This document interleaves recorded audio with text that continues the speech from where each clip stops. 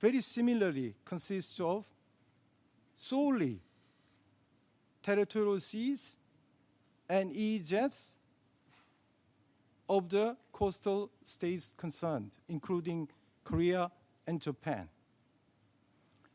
There is no reason why we can't apply the resolutions which I referred to earlier. And also, quite significant number of mapping agencies as well as publishing companies are adopting the name East Sea together with the other name.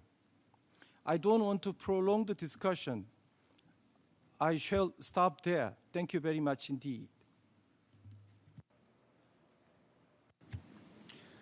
Thank you to the Republic of Korea for their comments.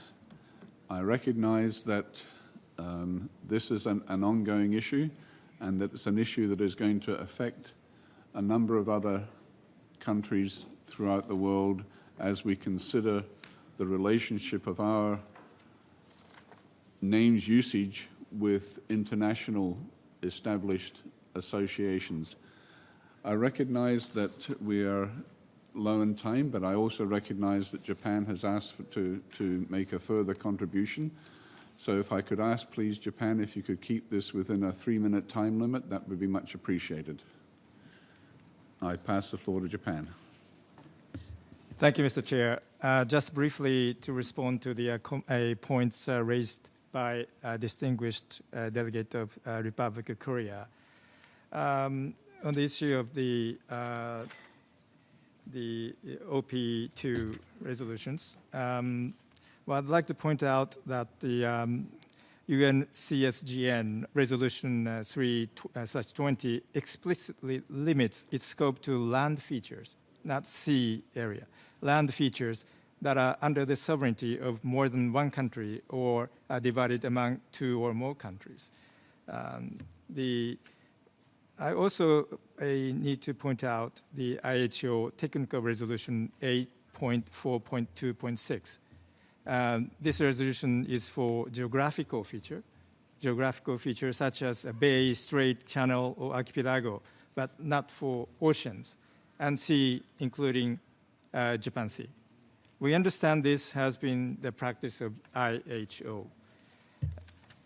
And on another issue, as the IHO Technical Resolution 8.4.6 applies to geographical features such as a bay, channel, archipelago, as I said.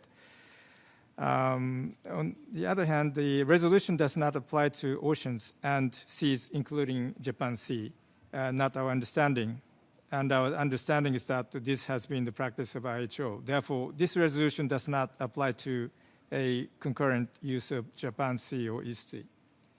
Thank you very much.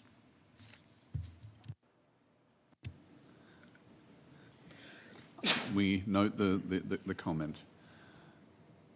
Again, we will reiterate that this body cannot make decisions on this, and it relies very much on the cooperation of all countries involved to provide a solution. I think we had best leave that particular point of discussion at this particular position and encourage that action in the future. The Republic of Korea would like to comment. Again, if I can ask if you could keep that within just a couple of moments, because we are getting very close to the end of the day. Thank you very much. I pass the floor to Korea. Thank you, Mr. Chair. I shall be very brief. Just only thing I want to mention. IHO Technical Resolutions 1/1972, or also known as Resolution 8.4.2, talks about such as, for example, this kind of expressions should be construed as meaning, including, but not limited to, so which means illustrative. I already mentioned there are cases which is very much relevant for our own case. I don't want to repeat. I just want to leave there. Thank you very much indeed. Thank you again. We will move on. This concludes the discussion of agenda item 5D. We will pass the time to the Secretariat for any comments or announcements that would like to be made in relation to tomorrow's activities. And then we will conclude the meeting for today and reconvene at 10 o'clock tomorrow morning. But I'll get to that point after the Secretary's announcements. Okay, I want to thank all delegations. Thank you, Chair, pardon me. I would like to thank all delegations for being here today and for participating in the discussions, even those who were called upon by our respected chair. And you had to respond on the floor. Thank you very much for facilitating the discussions. Okay, announcements for tomorrow morning.